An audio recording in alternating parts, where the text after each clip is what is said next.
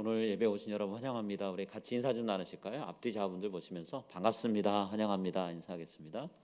네, 반갑습니다, 환영합니다. 다들 잘 지내셨죠? 우리 온라인을 통해 예배 드리신 성도님들도 함께 기회가 되시는 대로 인사를 좀 서로 나누면 좋겠습니다.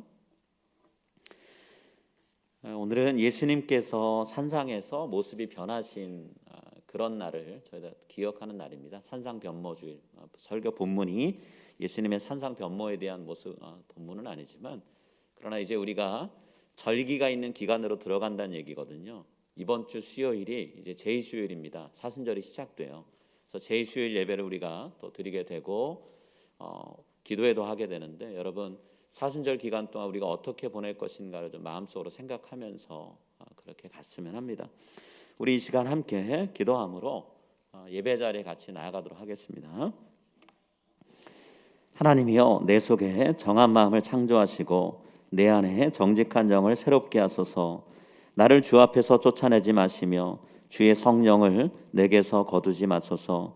주의 구원의 즐거움을 내게 회복시켜 주시고 자원하는 심령을 주사 나를 붙드소서. 하나님 감사합니다. 저희들 하나님의 아들과 딸로 삼아주시고 구원의 소망을 갖고 이 땅을 살아가게 하시니 감사합니다. 매일매일 하루하루 살아가며 하나님이 베풀어 주시는 은혜가 있습니다. 그 은혜는 우리가 하나님 나라에서 누릴 복과 비교하면 너무나도 작은 것입니다. 그러나 그것이 우리에게 얼마나 큰 힘이 되고 우리에게 많은 용기를 주는지 모릅니다. 하나님께 매일같이 받는 은혜를 통해서 하나님 나라의 삶을 꿈꾸게 하시고 이 땅에서 우리가 영원히 살 것처럼 욕심부리거나 미련 부리지 않게 해주시길 합니다.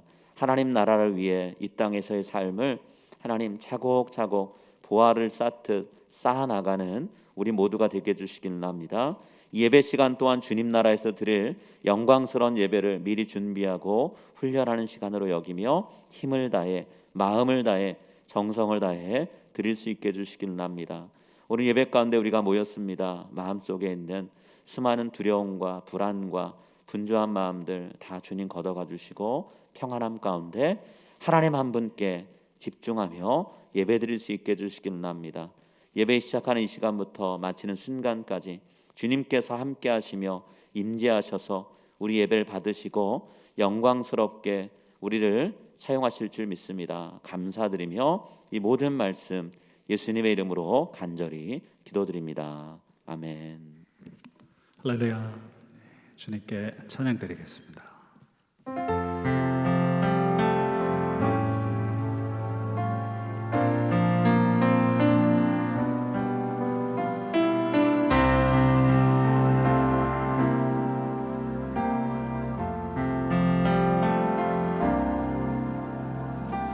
내 주를 가까이 하게 함은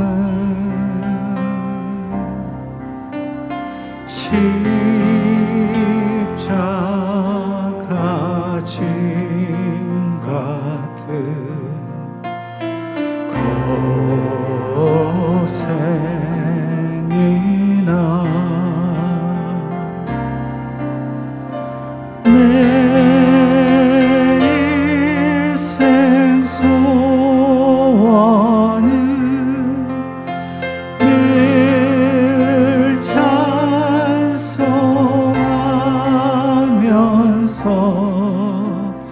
주께로 가기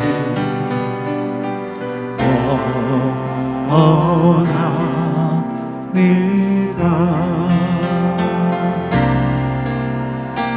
내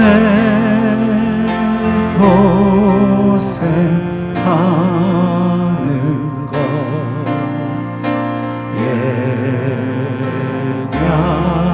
야곱이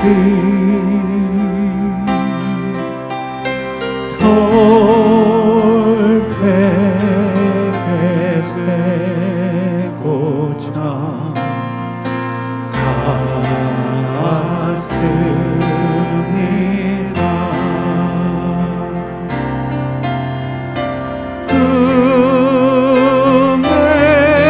꿈에도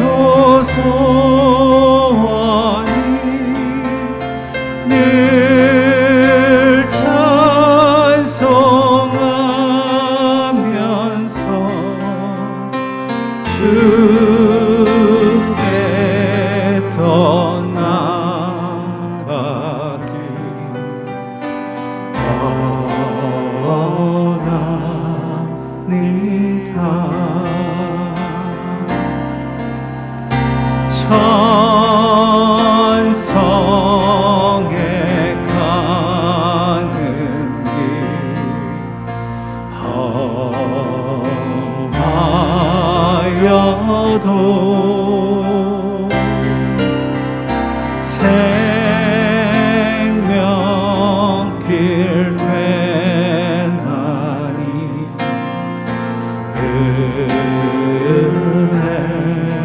은혜로다.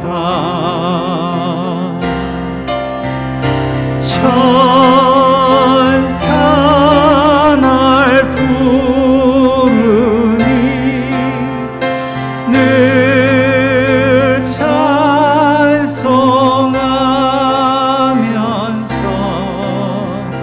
주께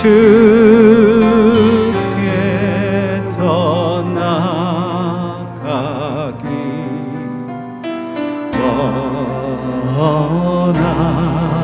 원합니다.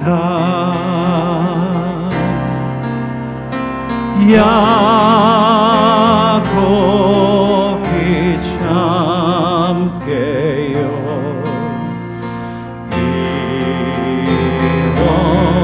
이원나무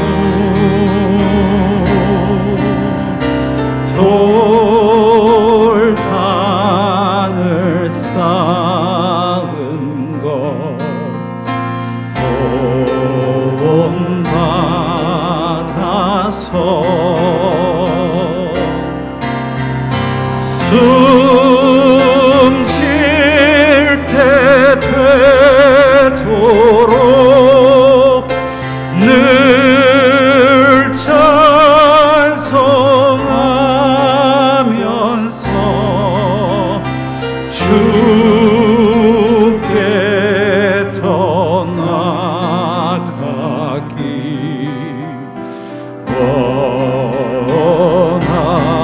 다시 1절부터 다시 한번 고백하겠습니다. 내 주를 가까이 하게 함은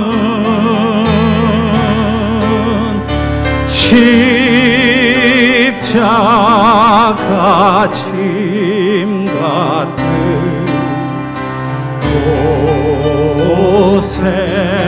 고생이나 내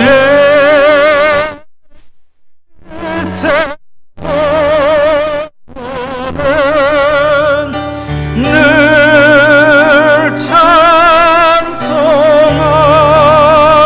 찬송하면서 주께 더 나아가기 원합니. 내 일생 소원은 내 일생 소원은 늘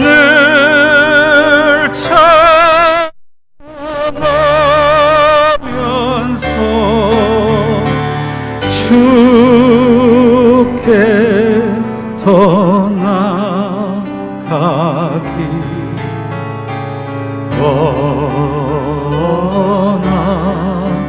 원합니다.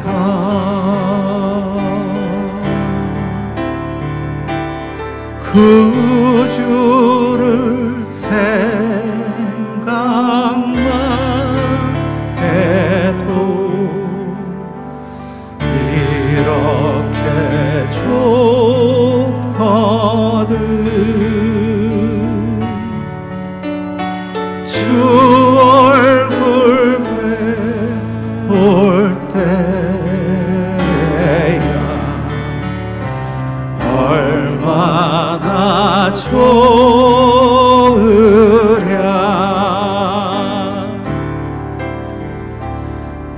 만민의 구주 예수여 귀하신 이름은 천지에 있는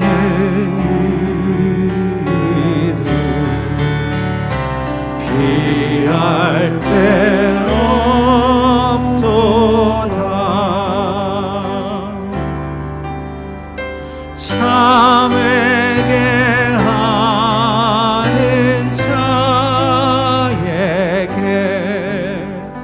소망이 되시고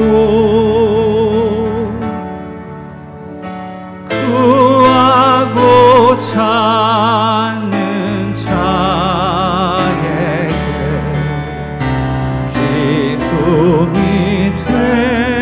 되신다. 예수의 넓은 사랑을 어찌 다 말하리. 주 사랑 받은 사람만 그 사랑 알도다.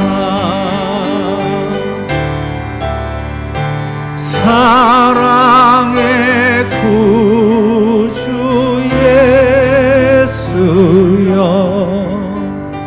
내 기쁨 되시고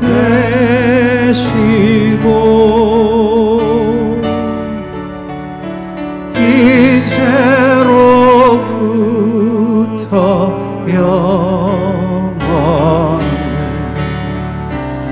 영광이 되소서.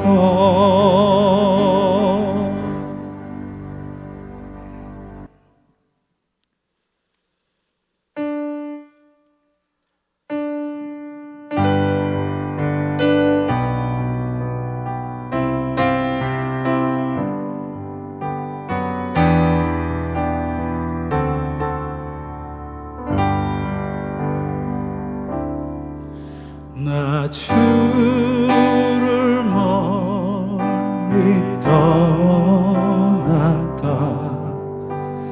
이제 옵니다. 나 죄의 길에 시달려 주여 옵니다.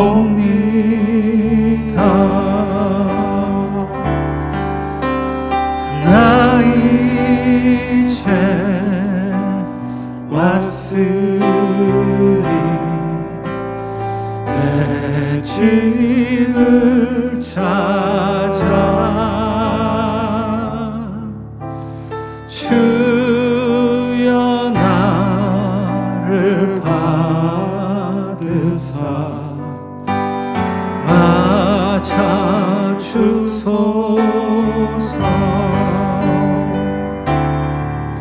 그 귀한 세월 보내고 이제 옵니다.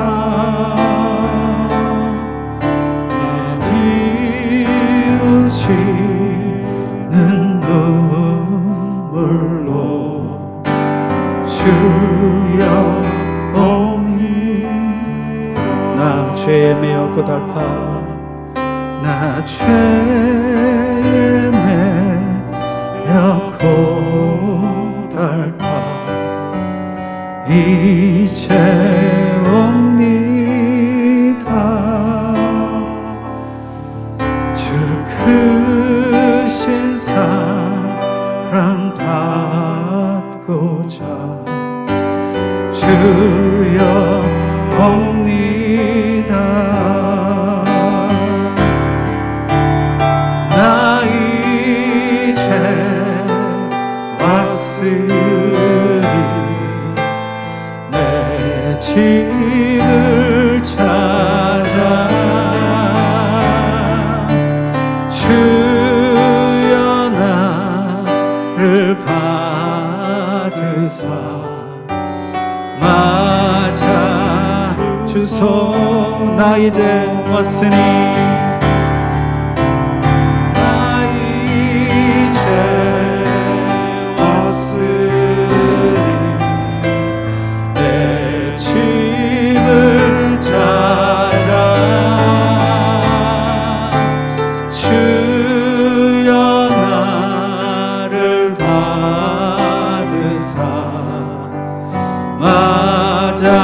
번 더 고백하겠습니다. 나 이제 왔으니 나 이제 왔으니 내 집을 찾아 주여 나를 받으사 맞아 주소서. 이 병든 마음을 고치러 이제 옵니다. 큰 힘과 소망 바라고 주여 옵니다.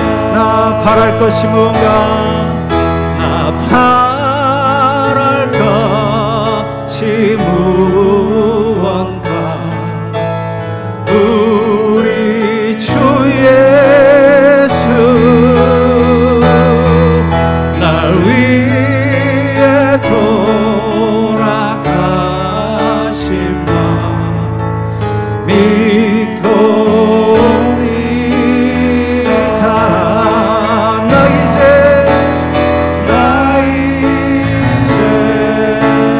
왔으니 내 집을 찾아 주여 나를 받으사 맞아 주소서. 나 이제 왔으니 나 이제 왔으니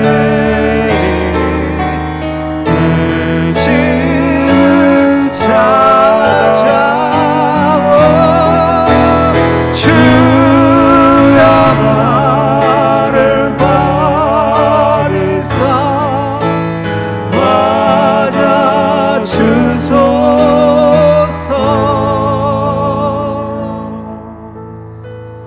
나 이제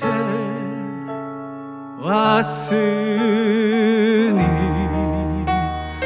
내 집을 찾아 주여 나를 받으사 맞아 주소서.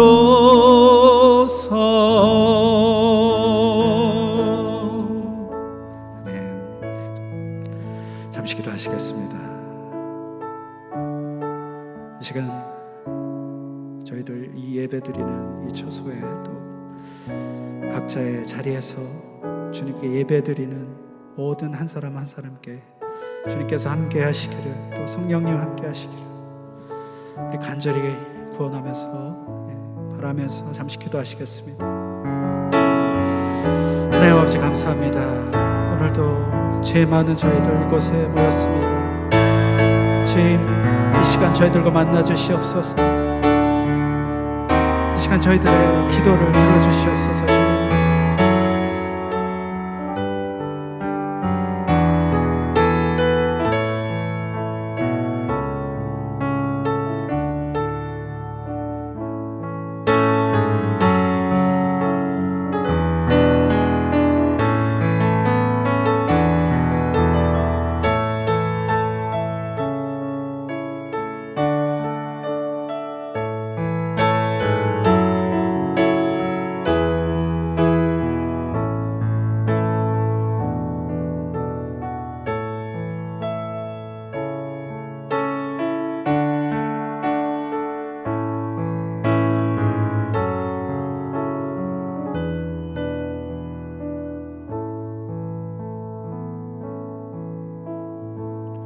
구원의 하나님, 하나님께서는 이미 모든 계획을 가지시고 우리의 삶을 인도하시는 전능자이심을 우리는 믿으며 세상의 모든 일이 결국에는 하나님의 섭리 안에서 이루어질 수밖에 없다는 것을 우리는 믿습니다.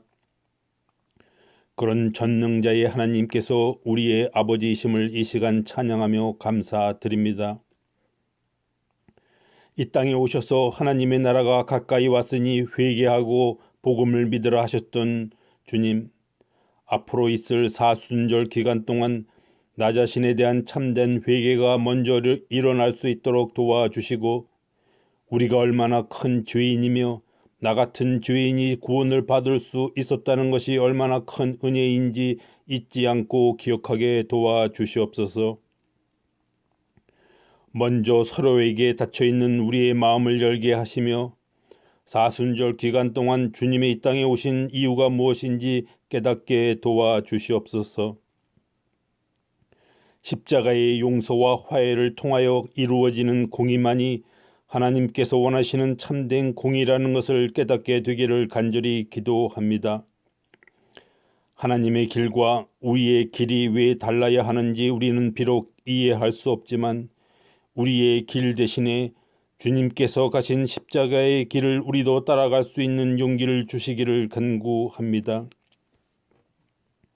환난 날에 우리의 도움이 되시는 하나님 아버지, 코로나 바이러스로 인하여 고통과 두려움 속에서 하루하루를 살아가는 많은 사람들을 주님께서 이 시간 기억하시기를 간구하오니 하루의 삶을 어렵게 만드는 모든 것에서 우리를 지켜 주시옵소서.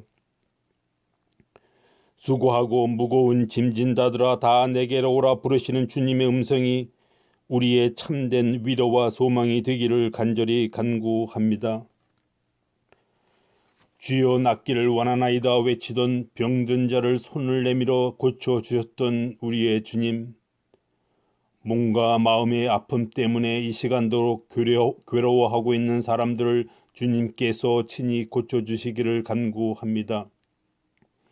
고통당하는 자를 보시고 눈물을 흘리셨던 우리의 주님, 주님께서는 풍요로운 땅에 찾아오시는 하나님이 아니라 애통하며 부르짖는 땅에 찾아오시는 하나님이심을 우리는 믿습니다.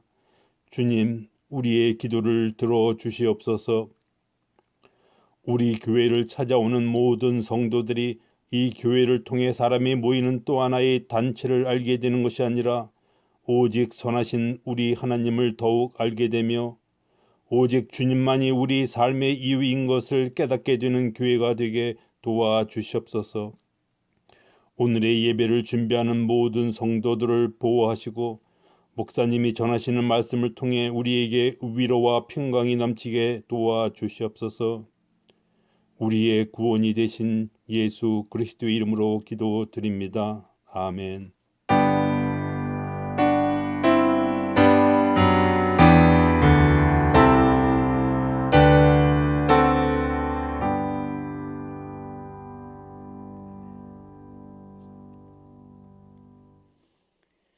우리 다 함께 자리에 일어나셔서 함께 시편 50편 말씀 교독하겠습니다.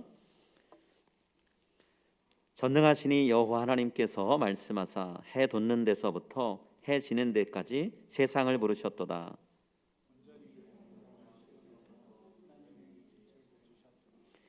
우리 하나님이 오사 잠잠하지 아니하시니 그 앞에는 삼키는 불이 있고 그 사방에는 광풍이 불리로다.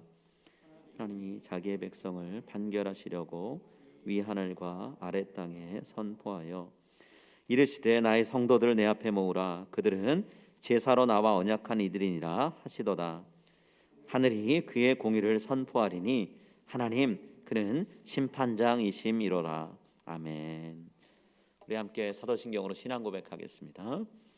전능하사 천지를 만드신 하나님 아버지를 내가 믿사오며 그 외아들 우리 주 예수 그리스도를 믿사오니 이는 성령으로 잉태하사 동정녀 마리아에게 나시고 본디오 빌라도에게 고난을 받으사 십자가에 못 박혀 죽으시고 장사한 지 사흘 만에 죽은 자 가운데서 다시 살아나시며 하늘에 오르사 전능하신 하나님 우편에 앉아 계시다가 저리로서 산자와 죽은 자를 심판하러 오시리라.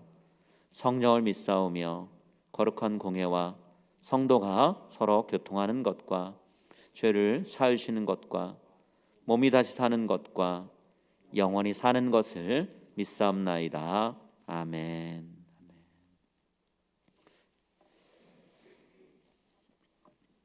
오늘 하나님께서 우리에게 주신 말씀은 구약성경 레위기 25장 13절부터 17절까지의 말씀입니다.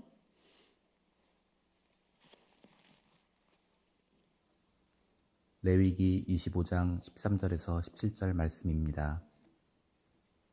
이 희년에는 너희가 각기 자기의 소유지로 돌아갈지라. 내 이웃에게 팔든지 내 이웃의 손에서 사거든 너희 각 사람은 그의 형제를 속이지 말라. 그 희년 후에 연수를 따라서 너는 이웃에게서 살 것이요 그도 소출을 얻을 연수를 따라서 내게 팔 것인즉 연수가 많으면 너는 그것의 값을 많이 매기고 연수가 적으면 너는 그것의 값을 적게 매길지니 곧 그가 소출의 다소를 따라서 내게 팔 것이라. 너희 각 사람은 자기 이웃을 속이지 말고 내 하나님을 경외하라. 나는 너희의 하나님 여호와이니라. 아멘. 아멘. 작년과 올해 초 두 번 미국 정부에서 경기 부양책을 시행을 했죠. 그래서 정부로부터 개인은 물론이고 기업들도 재정 지원을 받게 됐는데요. 우리 교회도 작년에 정부가 제공한 혜택의 대상이 되어서 그래서 일부 혜택을 받아서 또 지난 한 해를 또 보내는데 도움을 받게 되었습니다. 여러분, 이렇게 정부가 열심히 노력을 하는데도 여전히 코로나 팬데믹의 영향을 받아서 일자리 잃은 분들, 일자리가 없다 보니 수입이 줄거나 아니면 아예 수입 자체가 사라진 가정들이 참 많이 있습니다. 정말 여러 가지로 돕기 위한 방안들을 마련해야 되는 그런 때가 되었어요. 자, 심각한 상황입니다. 자, 어떤 분들은 이 위기에서 본인들이 살고 있는 집에서 나와서 길거리에 나앉게 생긴 상황들도 있습니다. 매일 내야 되는 렌트비를 낼 수가 없는 거죠. 액수가 많든 적든. 이것을 방지하려고 지금 새로 들어선 현 정부가 3차 스티뮬러스 책을 어떻게 발행할 것인가를 두고 이제 의회와 계속 얘기를 하고 있습니다. 참 애를 쓰고 있는데요. 어떻게 될지 또 결과는 어떨지 우리가 알 수가 없죠. 이런 상황 속에 살 집을 이미 잃어버린 분들 혹은 월세를 못 내서 앞으로 집 밖으로 나가겠다 생각되는 분들이 나름의 대책을 세우려고 애를 쓰고 있습니다. 그런 방안들이 뉴스에 가끔 나오는데요. 조금 형편이 되는 분들은 집은 이제는 본인이 모기지를 못 낼 것 같으니까 캠퍼밴이나 RV 같은 것을 사서 거기에서 그냥 가족들이 기거한다라는 뉴스를 보게 됩니다. 본인들의 거주 공간을 그렇게 만든 거죠. 그래서 주택 비용을 줄이는 분들이 생기고 있어요. 그런가 하면 5만 불, 6만 불 정도 비용을 지불하고 아주 작은 집이요. 타이니하우스라고 부르는 그런 사이즈의 집들을 사서 거기에서 살고 있는 가정들도 뉴스를 통해 보게 됩니다. 점점 늘어나고 있다고 얘기해요. 자, 이런 것도 감당할 수 없는 분들은 결국엔 길거리에서 노숙하면서 지내게 되는 거죠. 홈리스가 늘어나게 됩니다. 이런 걸 생각해 보면 우리 가족들하고 같이 차가운 겨울바람 피할 수 있고 따뜻하고 안전하게 지낼 수 있는 집안에 있다는 게 얼마나 감사한가라는 생각해 보게 됩니다. 물론 이런 일이 아니어도 늘 감사해야 될 일이지만 더더욱이 내가 지금 누리고 있는 것들이 참 귀한 것들이구나라는 생각을 하게 되는데요. 여러분, 온 가족이 여러 곳에 흩어지지 않고 부모님은 자식을, 자식은 부모님을 의지하면서 서로 보살피며 지낼 수 있다는 것 또한 정말 감사한 일이에요. 우리가 이렇게 지내는 시간 동안 우리가 살고 있는 이 미국 땅 안에 여러 곳에요. 매일같이 눈물을 흘리는데 정말 피눈물 난다라고 생각하는 분들도 참 많이 있고요. 짐을 꾸려서 살던 집 떠나서 여기저기 거리를 헤매고 있는 이웃들이 굉장히 많습니다. 본인들이 갖고 있는 차에다가 짐 다 싣고 거기서 잠자고 텐트 치고 그런 분들도 점점 늘어나고 있어요.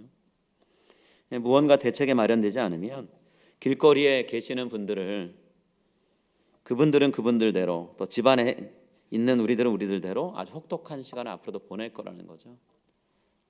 어제 뉴스 보니까 그렇더라고요. 마스크 쓰고 아직도 한 1년 더 갈 거다 이런 얘기도 하고 그러는데요. 마스크 쓰는 게 대수겠어요? 이제는 그것보다 더 큰 실제로 삶의 영향을 받고 있는 시간들을 보내고 있잖아요. 지금 우리가 사는 이 시대도요, 이렇게 가난과 경제적인 어려움의 문제가 굉장히 사람들의 삶을 타격을 많이 주고 있습니다. 고통이 심한데요. 3, 4천 년 전 그 옛날에는 어땠을까요? 가난과 고통의 문제, 경제적인 어려움의 문제. 지금은 법적인 규제를 마련하고 있고 보호장치를 만들어서 국민들이 경제적인 절벽이라고 얘기하죠. 나락으로 떨어지지 않도록 애를 쓰고 있는데 그 옛날에 그런 제도가 제대로 마련이 돼서 백성들을 보호하는 그런 일들이 있었을까요? 어떨 것 같으세요? 지금도 많이 우리가 고민하고 궁리해서 여기까지 왔다라고 하는데 옛날에 어땠을까? 옛날 시대는 지금과 비교했을 때 훨씬 더 못했습니다. 백성들이 보호받을 만한 장치가 없었다고 볼 수도 있어요. 물론 있었어도 특정 누군가를 위한 법일 때가 많았죠. 백성과 왕은 누릴 걸 다 누릴 수 있었지만, 그러나 일반 백성들, 왕들은, 귀독층들은 누릴 걸 누릴 수 있었지만 일반 백성들은 왕이나 지도층이 볼 때는 내가 필요하면 쓰고 필요 없으면 버리는 소모품처럼 여겨지는 대상들이었어요. 일부 백성들이 국가적인 보호를 받는 때도 있었습니다. 그러나 대다수는 그런 혜택을 누리지 못했어요. 법이 있어도 시행되지 않아서 무너지는 경우도 많이 있었고요. 전쟁에 패해서 포로가 돼 끌려온 사람, 사회 하층민으로 전락한 사람들은 더더욱이 보호장치가 없었습니다. 매일같이 처절한 삶을 살았다는 거죠. 단적인 예를 우리가 성경에서 볼 수 있는데요. 애굽을 떠나기 전에 이스라엘 백성들의 삶이 그 단적인 예입니다. 이스라엘 백성이 파라오의 통치하에서 살았던 모습, 그것은 이스라엘 백성들만의 모습이 아니었고요. 그 당시 많은 나라들에 살고 있는 수많은 노예들, 하층민들의 모습이었다는 거예요. 대제국에서도 이런 일이 벌어졌다면 그보다 못한 정복당한 나라의 백성들은 더 심했겠죠. 출애굽기 2장 23절에 이스라엘 백성의 모습이 어땠는가 이렇게 말씀하고 있습니다. 여러 해 후에 애굽 왕은 죽었고 이스라엘 자손은 고된 노동으로 말미암아 탄식하며 부르짖으니 고된 노동으로 말미암아 부르짖는 소리가 하나님께 상달된지라. 이스라엘 백성의 삶의 형편이 어땠는가를 나타내는 표현들 제가 빨간 글씨로 표시했는데요. 고된 노동이었고 탄식이었고 또 고된 노동이었고 부르짖는 소리였다 이렇게 얘기합니다.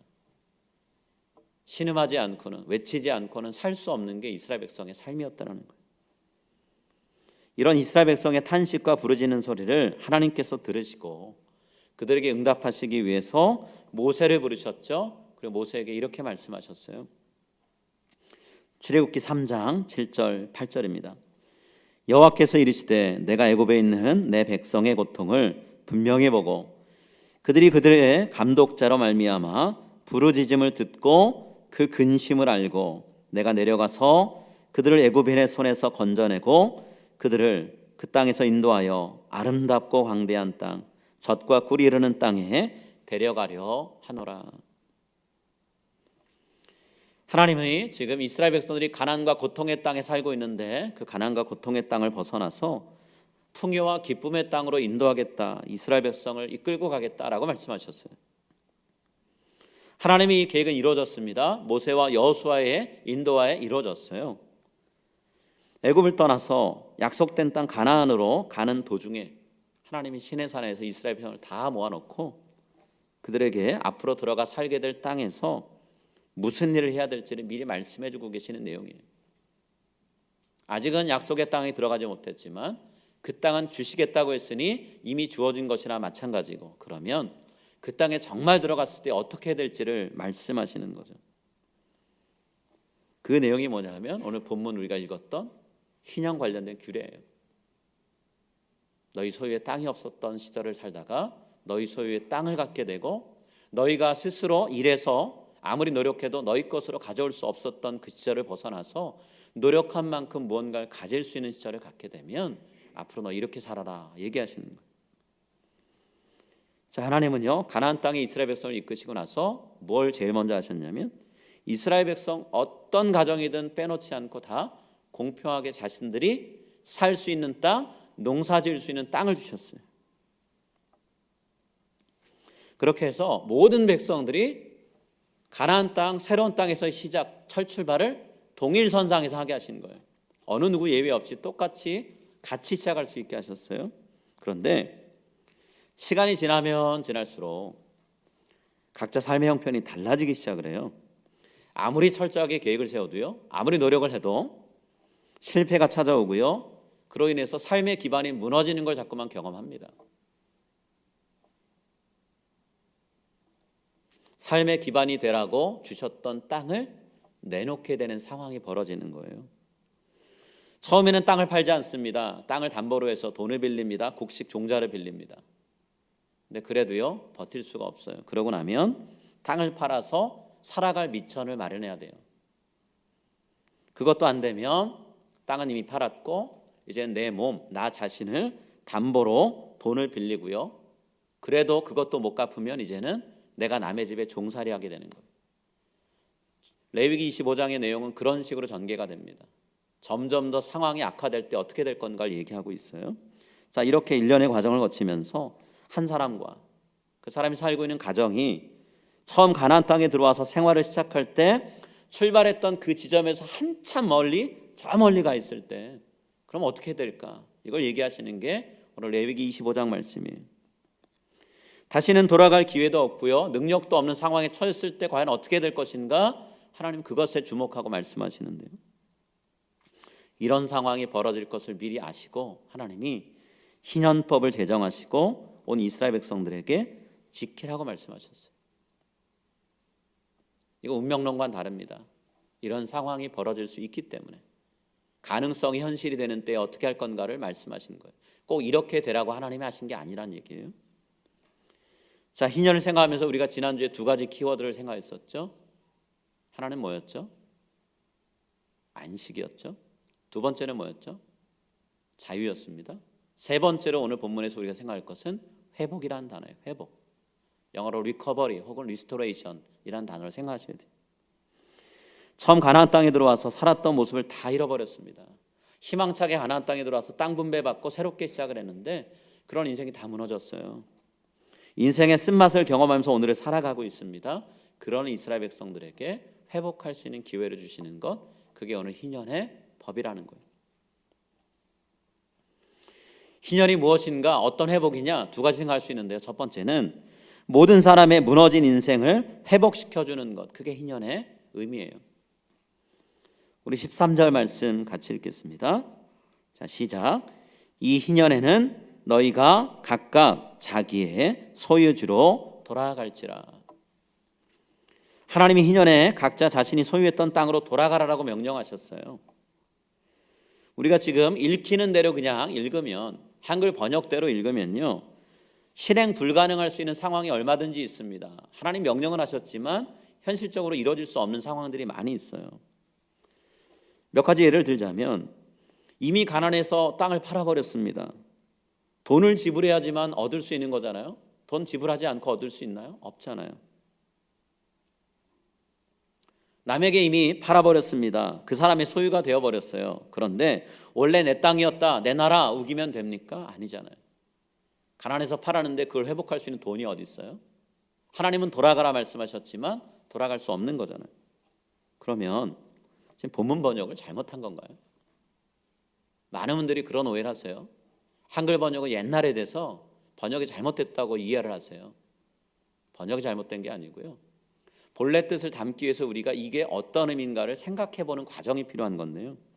자, 이 본문의 의미, 너희는 각각 자기의 소유지로 돌아가라 라고 하는 말씀을 이해하려면 보충 설명이 필요한데 어떻게 이해를 해야 되냐면, 자, 해석을 이렇게 해야 됩니다. 이 희년에는 너희가 각 사람을 그들의 소유지로 돌아갈 수 있게 해주어라, 이렇게 이해를 하셔야 돼요.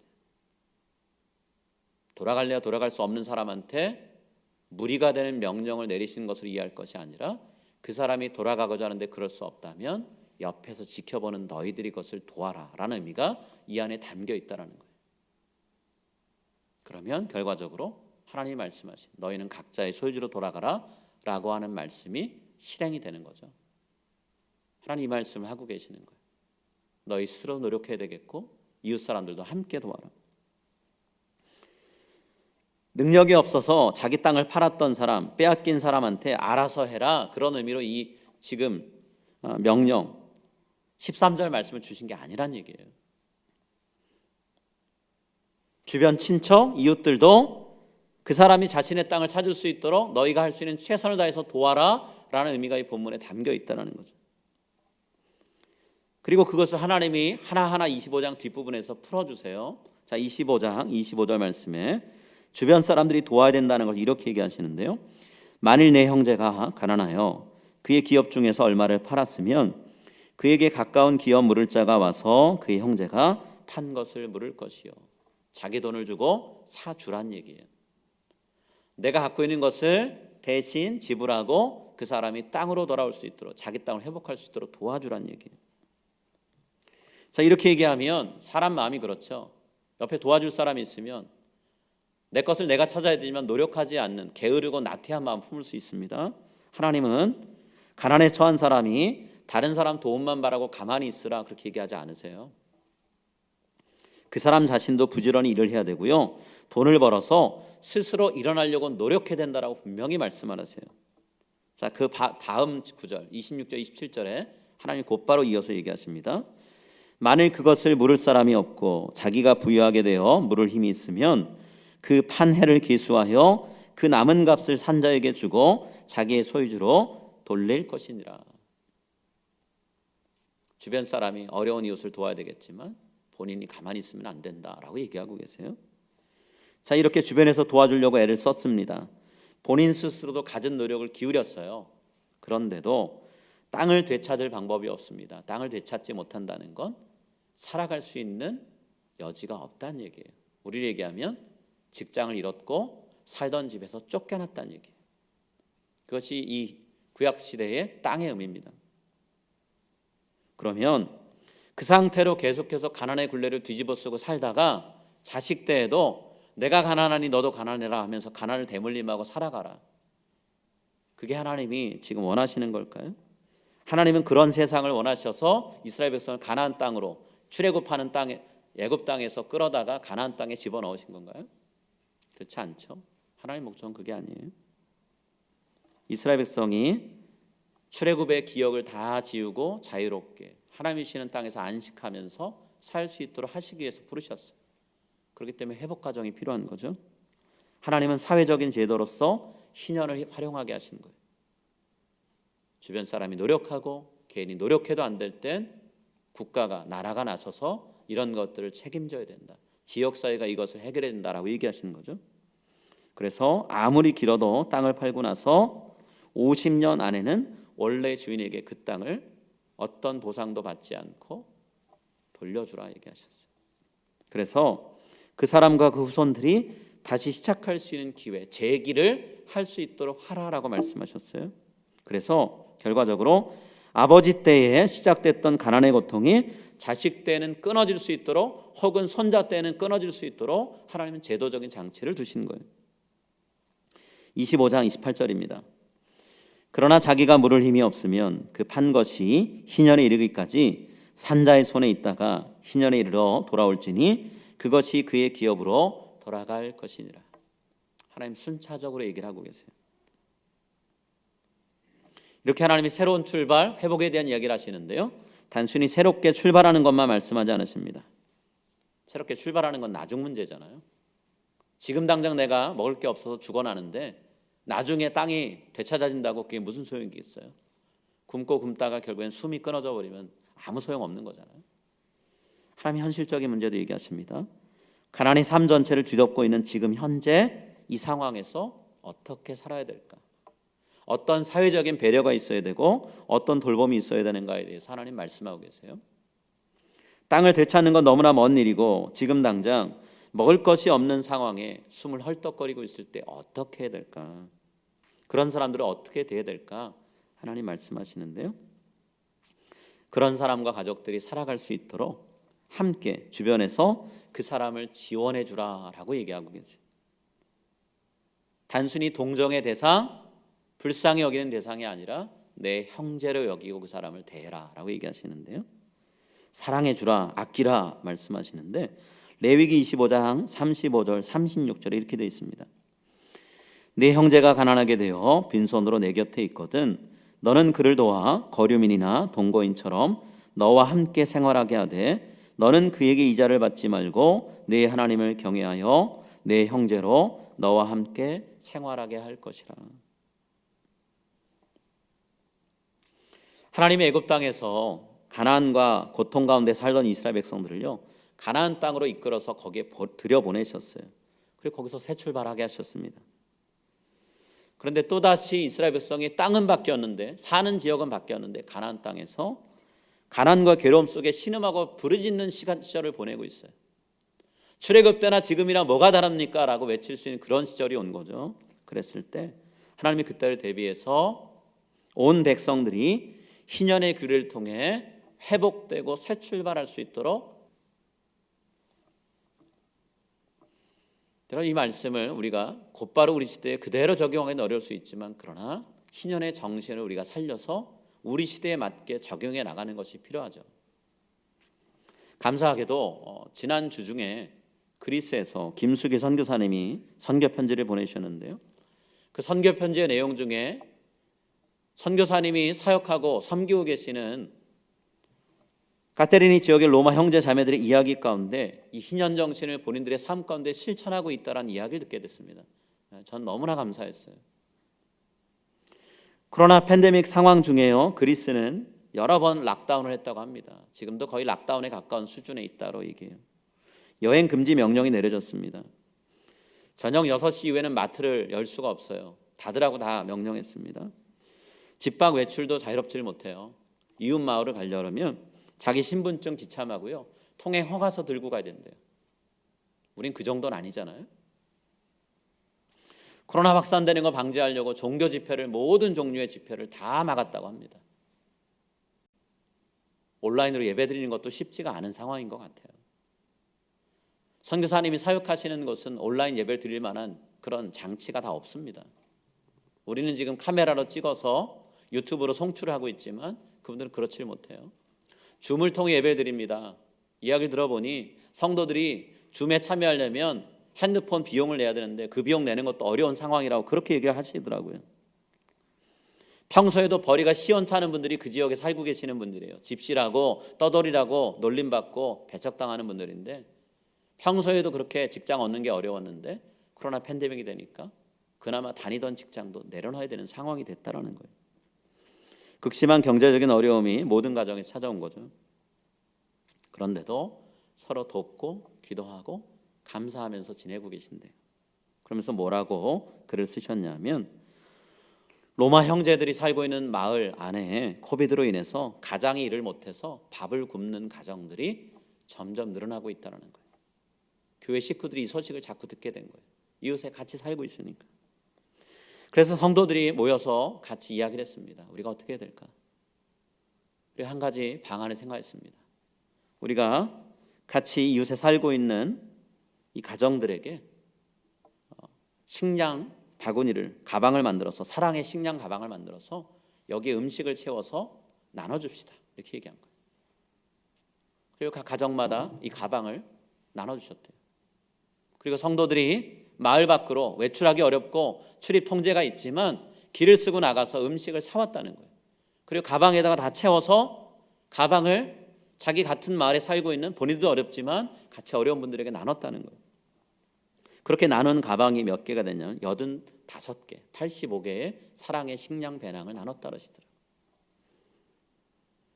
본인들이 핸드폰을 쓰는 것도 지금 어려운 상황이지만, 그런 하나님께서 나누고 우리에게 주신 것 나눠야지, 같이 형제 자매인데 베풀어야지, 돌봐야지 하면서 그러고 계신다는 거예요.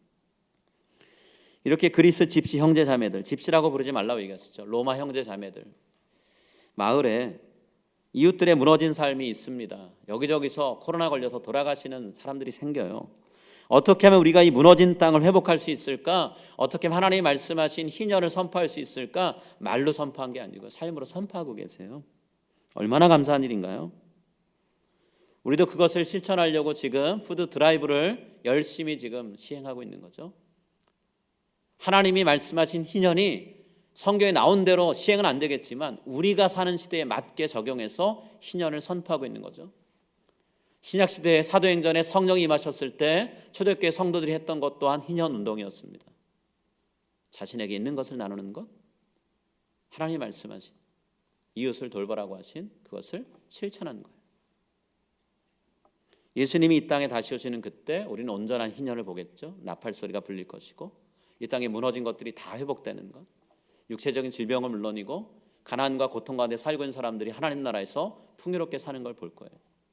그 하나님 나라에서 우리가 볼 것을 이 시간 우리에게 하나님이 너희도 손을 내밀어서 실천해라 말씀하시는 거예요. 너희들의 손을 통해 내가 회복시킨 걸 보라라고 말씀하고 계세요. 자, 다음으로 생각할 것은요, 희년은 하나님 앞에서 우리가 정직하게 살아가는 삶을 회복하는 것이다 라고 말씀하세요. 정직한 삶을 회복하는 것이다. 17절 말씀 우리 같이 읽겠습니다. 너희 각 사람은 자기 이웃을 속이지 말고 네 하나님을 경외하라. 나는 너희의 하나님 여호와이니라. 희년과 관련해서 하나님이 왜 속이지 말라라는 얘기를 하셨을까요? 자기 이웃을 속이지 말라는 명령을 왜 내리셨을까요? 멀찍이 있는 얘기도 아니고요. 13절 각자의 소유지로 돌아가라 그 이야기를 쫙 하시고 나서 그리고 난 다음에 17절에 곧바로 이어서 얘기하시는 거예요. 땅 얘기하시다가 왜 갑자기 이웃에게 속이지 말라는 얘기하실까? 자, 희년까지 남은 시간을 기준으로 해서 땅의 값을 매깁니다. 내 땅을 다시 회복하려면 값을 매기는 기준이 있어야 하는데 그게 희년까지의 남은 기간이 얼마냐예요. 자, 이렇게 땅을 사고 파는 과정에서요, 서로 속고 속이는 과정이 일어나기 때문에 하나님은 정직하라, 속이지 말라는 얘기를 하세요. 14절에도 막바로 땅으로 돌아가라 라고 하시면서 곧바로 얘기하시는 내용이 속이지 말라는 건데요, 내 이웃에게 팔든지 내 이웃의 손에서 사거든 너희 각 사람은 그의 형제를 속이지 말라 이렇게 얘기하셨어요. 희년이 올 때까지 자신이 본래 소유했던 혹은 이미 사서 내 땅이 되어버린 이 소유의 땅에서 얻을 수 있는 수확물이 얼마일까를 계산하라는 거예요. 그것을 기준으로 땅의 값을, 사고 팔 값을 결정하라는 거죠. 그럼 사람 마음이 그렇잖아요. 팔 때는 많이 받고 싶죠. 그러니까 내가 지금 소유한 땅에서 지난 1년 동안 혹은 몇 년 동안 수확했던 양이 이만큼이다 이렇게 부풀리고 싶은 거예요. 하나님 그러지 말라는 거예요. 반대로요, 사는 사람은 어떻게든 값을 깎고 싶습니다. 그러면 소출이 적었던 때를 기준으로 하고 싶겠죠. 그러면서 우길 거란 말이에요. 하나님 그렇게도 하지 말라고 얘기하시는 거예요. 파는 사람은 파는 사람의 입장에서, 사는 사람은 사는 사람의 입장에서, 갑자의 입장에서 이야기를 나누지 말라는 거예요. 공정하게 거래를 하라는 거죠. 그게 속이지 말라는 거예요. 그러면서 뭐라고 얘기하시냐면 이 모든 과정은 하나님이 지켜보신다는 걸 기억하라라고 얘기하세요. 단순히 사람과 사람 간의 돈 거래가 아니다라고 얘기하시는 거죠. 그래서 하나님이 이 명령을 하실 때 어떤 말을 덧붙이셨냐면 너의 하나님을 경외하라라는 말씀을 덧붙이셨어요. 네가 너하고 거래하는 사람만 생각하면 네 마음대로 할 수 있겠지? 그러나 내가 지켜보고 있다. 지금 당장은 너한테 어떤 액션을 취하지 않을지 모르지만 나중에 다 정산할 거야. 그러니까 이 거래를 공정하게 해야 돼. 빼다가 본인들이 사업하는 데 사용해서 미국 안에서 법정에 소송 벌어졌고요. SK가 패했다. 이제 대통령이 여기에 대한 액션을 취하면 이 문제는 끝난다라고 하는 이야기가 나왔어요. 같은 나라 이름 걸고 미국에서 사업하는 두 기업이 서로의 비밀, 서로가 공정하게 경쟁하면서 가야 되는데 비밀을 빼놔서 그걸 부당하게 이용해서 미국 재판정 안에서 누가 잘못했고 누가 잘했다라는 것을 판정받는 일이 벌어졌다는 거예요. 조지아주에서는 SK가 지금 여기다 공장 짓는데 대통령이 함부로 결정 내리면 안 된다. 그렇게 하지 마십시오. 또 이권을 가지고 막아달라고 호소하는 일도 벌어졌어요. 구약시대나 지금이나 하나님이 염려하고 두려워하시는 일은 계속 벌어지고 있다는 거예요. 단순히 가능성으로 끝나는 일이 아니라 뼈아픈 현실로 다가오기 때문에 하나님이 희년의 법을 만드시고 희년의 정신을 실천하고 기억하라고 말씀하시는 거예요. 여러분, 우리가 하나님이 가르쳐 주신 이 희년제도와 정신을 기반으로 해서요, 정직한 개인, 사회, 국가, 교회가 될 수 있도록 힘을 쏟았으면 합니다. 그리고 공정하게 거래가 될 수 있도록 규제하거나 감시하는 기관에도 우리 그리스도인들이 많이 들어갔으면 좋겠어요. 그런 일들에 많이 봉사했으면 좋겠습니다. 언제 어디서나 우리로 인해서 누군가 고통을 당할 수 있다는 것, 또 우리가 누군가 다른 사람들로 인해서 고통을 당하고 있는 사람들을 만날 수 있습니다. 그렇기 때문에 희년이 옛날에 구닥다리 폐기돼야 될 법이 아니라는 것, 지금 이 시대도 여전히 살아서 시행돼야 된다는 것을 기억을 하면서 우리가 살아갔으면 좋겠어요. 예수님이 말씀을 바꿔서 얘기하셨죠. 예수님 시대에 맞게 표현하셨습니다. 우리 그리스도인들이 이 세상에서 빛과 소금으로 존재하고 삶의 기반이 무너진 사람들을 다시 일어설 수 있도록 그들을 붙들어줘야 된다. 부정직하고 부도덕한 사회를 바로잡아야 된다 라고 예수님은 예수님의 말씀으로 얘기해 주셨어요. 그런 사회에서 쓰라린 눈물 흘리는 분들이 위로받을 수 있도록 우는 자와 함께 울라라고 말씀하신 거죠. 우리가 이 말씀을 기억하면서 오늘 내가 내 주변에 울고 있는 사람이 어디에 있는지, 회복을 명하신 하나님의 그 명령이 저들에게 실제로 적용될 수 있도록 나는 어떻게 그 회복 과정을 도울 수 있을지 우리가 함께 기도하고 방법을 찾으면서 나아갔으면 합니다. 그래서 지난주에 우리가 나눴던 말씀처럼 희년이 안식하고 자유하고 회복될 수 있는 그런 시간이 될 수 있도록 우리 시대에 이런 것들이 필요한 사람들을 우리가 부둥켜 안을 수 있는 그런 삶을 다 살아갔으면 합니다. 우리 같이 찬양 한 곡 불렀으면 하는데요. 아주 오래전에 나왔던 찬양입니다. 사망의 그늘에 앉아라는 찬양인데 찬양 같이 우리 부르도록 하겠습니다.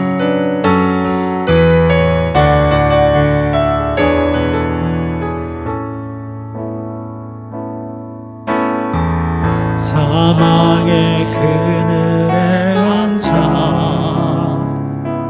죽어가는 나의 백성들 절망과 꿈들에 갇힌 자들을 내 마음에 오랜 슬픔 고통의 멍에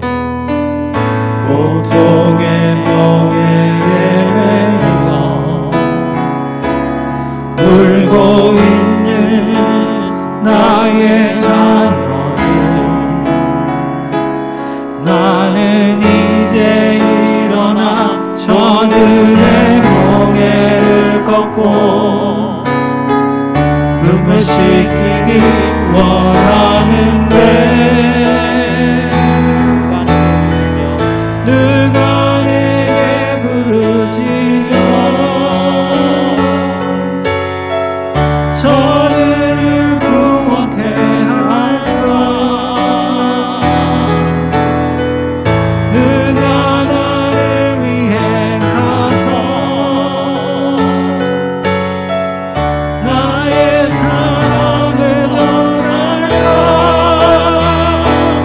나는 이제 보기 원하네 나의 자녀들 살아나는 그날 기쁜 찬송 소리 하늘에 웃음소리 온 땅 가득한 그날 한번 더 부르겠습니다. 사망의 그늘에 앉아 죽어가는 나의 백성들 절망과 굶주림에 갇힌 자들은 내 마음에 오랜 슬픔 고통의 멍에 매여 울고 있는 나의 자녀들 나는 이제 일어나 저들의 멍에를 걷고 눈물 씻기기 원하는데 누가 내게 부르짖어 저들을 구원케 할까 누가 나를 위해 가서 나의 사랑을 전할까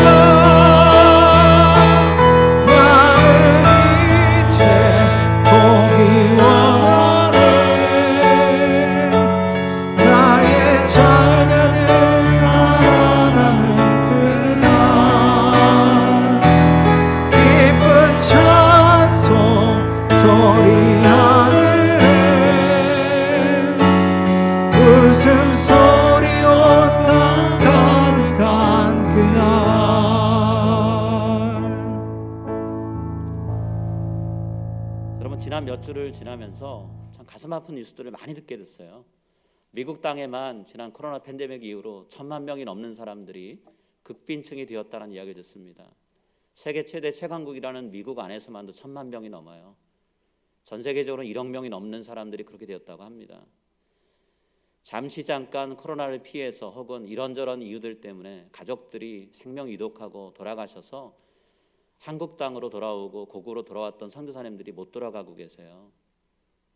이유는 한 가지입니다. 하늘길 육로가 막혀서만 그런 게 아니라 그분들을 지원할 수 있는 교회들이 성계 사정이 어려져서 지원을 끊기 때문에 그렇대요. 그래서 선교사님들이 기도 편지 보내는 게 두렵다고 얘기하시더라고요. 혹시나 지원해달라고 그렇게 이야기가 될까봐, 본인들의 사정을 이야기하는 것이 구걸하는 것처럼 보일까봐 선교 편지 보내는 게 두렵다고 얘기하시더라고요. 여러분, 선교사님들이 선교지에 못 가시면 그분들을 통해 돌봄받고 그분들을 통해 예수 그리스도를 소개받던 사람들은 어떻게 될까요? 우리가 지금 푸드 드라이브를 작게 시작을 했는데요, 이것이 중단되고 이런 교회나 사람들이 사라지면 이 땅에는 이곳이 하나님의 사랑이 넘치는 땅이 아니라 고통과 죽음이 있는 땅이라는 것밖에는 기억 못하고 이 세상을 떠날 분들이 많습니다. 우리가 그걸 생각하면서 오늘 말씀을 새기고 갔으면 좋겠어요. 우리 같이 기도하겠습니다. 하나님 아버지, 저희에게 오늘 말씀을 나누게 하셨는데 하나님, 희년은 회복입니다. 출애굽을 시킬 때 하나님, 저들을 땅바닥에 내동댕이 치고 하나님이 버린 백성으로 삼기 위해서 가나안 땅으로 부르신 것이 아니라, 광야 훈련을 시키신 것이 아니라 하나님의 사랑과 은혜가 얼마나 귀하며 저들이 그 땅에서 얼마나 하나님이 주시는 자유 가운데 안식할 수 있는지를 보여주시려고 그렇게 하셨습니다. 그런데 삶의 상황은 그렇게 돌아가지 않습니다. 아무리 노력하고 계획을 세우고 애를 써도 자꾸만 인생의 밑바닥으로 내려갈 수밖에 없고, 주변에 손을 내밀어 도와주는 사람이 없이는 살아갈 수 없는 형편에 있는 수많은 사람들이 있습니다. 지금 우리 시대도 그런 사람들이 너무나 많습니다. 우리 주변에도 있고 전 세계 곳곳에 있습니다. 주님, 저희들 마음을 다해서 우리가 무엇을 위해 하나님 이 땅을 살아가야 될지, 하나님께서 우리에게 말씀하셨습니다. 하늘의 보화를 쌓으라고 말씀하셨습니다. 소유를 팔아 구제를 하라고 말씀하셨습니다. 주님, 그 말씀을 다시 한번 되새기며 구약에 말씀하신 희년을 예수님은 어떻게 살아가셨는지 신약을 통해 다시 한번 살필 수 있게 해주시고, 살핀 그 말씀 가슴에 새기며 우리의 삶으로 가져와 고스란히 적용할 수 있게 해주시기를 합니다. 회복되는 것을 볼 수 있도록 저희들을 사용해 주시기를 합니다. 감사드리며 이 모든 말씀 예수님의 이름으로 기도드립니다. 아멘. 우리 같이 일어나서 봉헌송 부르겠습니다.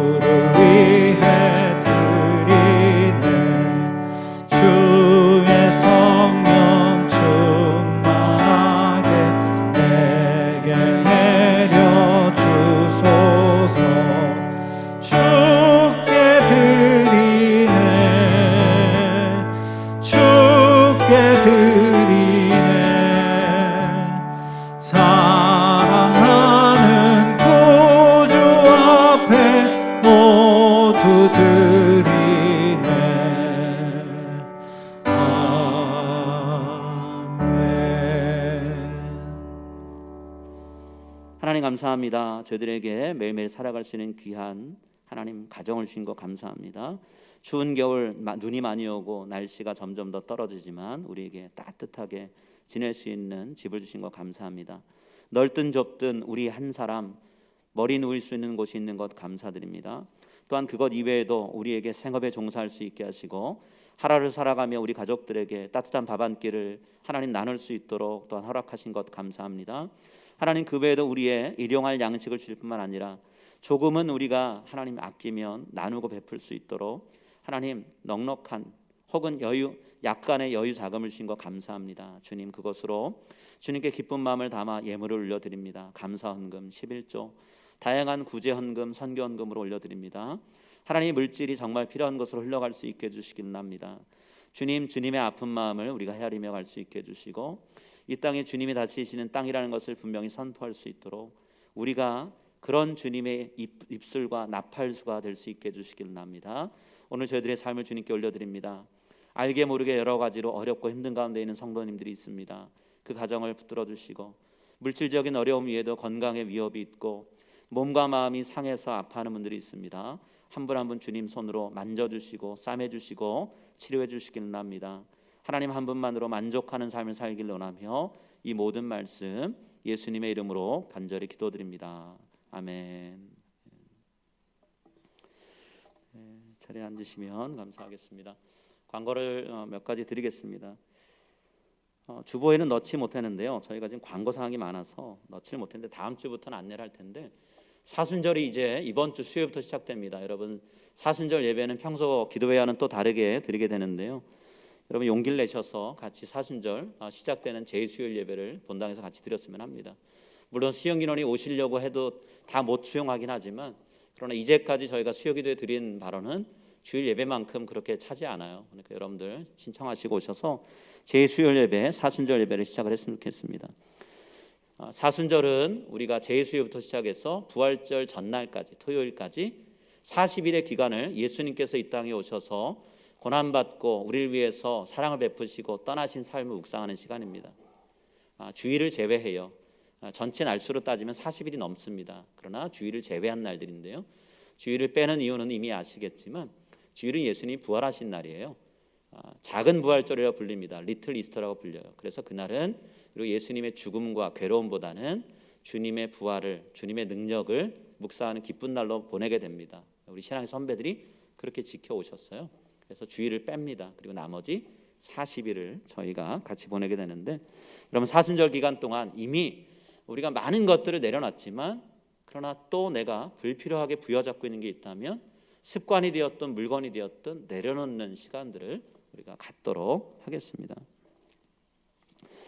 자, 이와 함께 중간쯤 광고가 있는데요. 창립 50주년 기념 50일 기도회 제1수요일부터 여러분 영상 자료를 통해서 하루에 한 30분 정도 우리가 기도하는 시간을 매일 밤 9시에 우리가 시간 정해놓고 같이 하겠습니다. 그래서 카톡 그룹방 구역장님들과 우리 구역에 속하지 않은 분들 카톡방을 통해서 링크를 보내드릴 테니까 9시 기억하시고 우리 같이 한 마음으로 기도했으면 합니다. 그리고 교육부 학부모 PTA 광고 드립니다. 여러분, 교육부가 지난 1년 동안 온라인으로 예배를 드렸는데요, 우리 자녀들에게 보다 더 적극적으로 예배를 드리면서 신앙 양성을 위해서 필요한 부분이 어떤 게 있을지 여러분 같이 의논하려고 합니다. 학부모님들 입장에서 이런 부분들이 조금 부족합니다, 채워지면 좋겠습니다 의견들이 있으실 거잖아요. 그러면 그런 것들을 여러분 이 시간에 같이 나누시면 좋겠습니다. 되도록이면 PTA 직접 참여하셔서 여러분 많이 여러분 생각을, 기도하는 부분을 나눠주세요. 2월 21일 다음 주일입니다. 오후 2시에 주일학교 PTA 있고요, 오후 3시에는 중고등부 PTA가 있습니다. 어떻게 참여하실 수 있는지 아마도 줌을 통해 진행이 될 텐데 학부모님들 카톡방을 통해서 안내가 가게 될 겁니다. 남성 커피 브레이크 신청 안내 드리는데요, 오늘까지 마감이에요. 지금 몇 분 하셨습니다. 근데 여러분 시간이 지나면 잊어버리죠. 기억하시고 신청하셔서 전에 없는 좋은 기회입니다. 말씀을 깊숙이 볼 수 있는 기회예요. 신청하시고 같이 공부했으면 좋겠습니다. 그리고 결산 공동위에 참가 신청 받고 있습니다. 지금 제가 어제까지 신청하신 분들 수를 세보니까 20분이 조금 넘으세요. 우리가 148명의 공동회 회원이 있습니다. 적어도 3분의 1이 참여해야 되는데요, 그렇게 따지면 150명 이상은 돼야 돼요. 50명 이상. 여러분 오늘 예배 드리시고 나서 곧바로 보내드리는 링크를 통해서 꼭 참가 신청해 주시길 바랍니다. 우편으로 하실 수도 있고요, 온라인으로 하실 수도 있습니다. 두 가지 방식 다 가능하니까 꼭 공동회를 통해서 결산도 이루어질 수 있게 해주시고, 내년도 섬길 일꾼들 뽑는 공천위원회 섬기실 평신도 대표도 뽑을 수 있도록 여러분 같이 참여해 주시면 감사하겠습니다. 그리고 결산 공동회의가 있는 날 재직회도 곧바로 이어서 모이겠습니다. 그래서 공천위원 집사 대표도 우리가 선출하는 시간을 갖도록 할 테니까 재직들은 더더욱이 이 공동회의에 꼭 신청하시고 같이 참여해 주시길 부탁을 드립니다. 안타까운 소식을 하나 여러분께 나눠야 되겠는데요, 최은교 자매님이 한 달 전에 아버님이 돌아가셔서 장례를 치르고 마음을 추스리고 계시는데, 오랫동안 암과 씨름하셨던 시어머님께서 하늘의 부름을 받고 소천 받으셨습니다. 그래서 지금 장례를 진행하고 마무리하는 과정 중에 계시는데 여러분 그 마음을 위로해 주시면 좋겠습니다. 아들 되시는 박종석 형제님, 우리 교회 같이 신앙생활하다가 한국 가서 직장생활 하고 계시죠. 맏아들로서 어머니와 마지막 2주를 함께 하셨다 그러더라고요. 근데 너무나 아쉬워하고 어머님이 더 계셨으면 했는데 아쉽게 떠나보내면서 그 마음이 많이 좀 무너지신 것 같아요. 여러분 박종석 형제님 위해서도 기도해 주시길 부탁을 드리겠습니다. 우리 옆에 분한테 인사하겠습니다. 사순절 묵상으로 함께 합시다. 이렇게 인사하겠습니다. 자, 사순절 묵상으로 함께 하겠습니다. 자, 묵상은 생각만이 아니죠. 우리의 삶이 같이 가는 겁니다. 꼭 기억하시고 묵상했으면 좋겠습니다. 자리에 일어나셔서 우리 마지막 찬양 같이 부르겠습니다.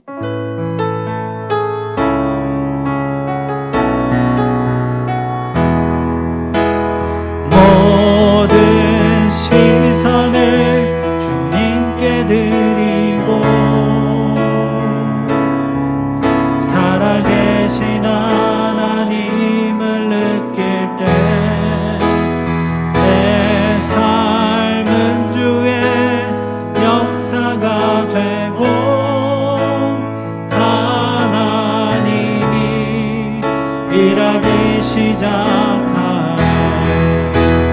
모든 시선을 주님께 드리고 전능하신 하나님을 느낄 때 세상은 주의 나라가 되고 하나님이 일하기 시작하네.